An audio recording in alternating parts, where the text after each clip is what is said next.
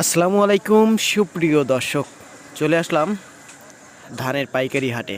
প্রিয় দর্শক, এই মুহূর্তে যে হাটটিতে অবস্থান করছি পাবনা জেলার আতাইকুলা, সেই ঐতিহ্যবাহী আতাইকুলা ধানের পাইকারি হাট।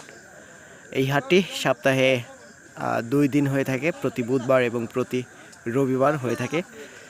তো আজকে আমরা হাটে এসে যেটা দেখতে পাচ্ছি এবং গতকাল এবং গত পরশু যেটা দেখতে পাচ্ছি আর কি, ধানের দাম কিন্তু বাড়তি। আজ কয়েকদিন যাবৎ ধানের চড়া দাম যাচ্ছে। সেক্ষেত্রে বেশ কয়েকজন ভাই কমেন্টে জানিয়েছেন আগামীতে ধানের দাম বাড়ার সম্ভাবনা আছে নাকি কমার সম্ভাবনা আছে, এরকম জানাইছেন। তো সেটা বিষয়ে একটু পরে বলি। আজকের বাজার দরটা একটু জানানোর দরকার।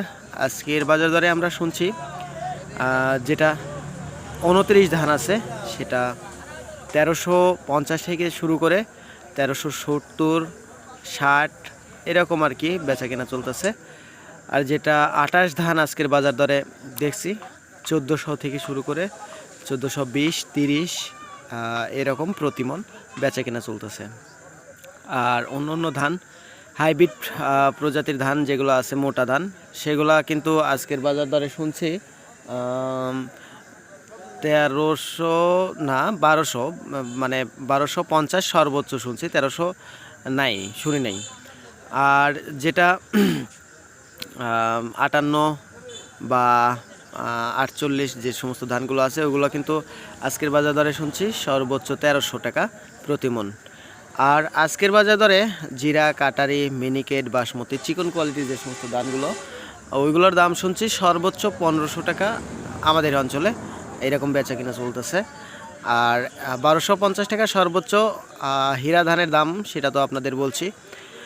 আর যে ভাই কমেন্ট করছিল যে ধানের দাম আগামীতে বাড়বে কি কমবে, আসলে দেখুন ভাই, ধানের বতর সামনে, এই জন্য ধানের দাম এখন বর্তমান যেরকম আছে সেরকমই চলবে।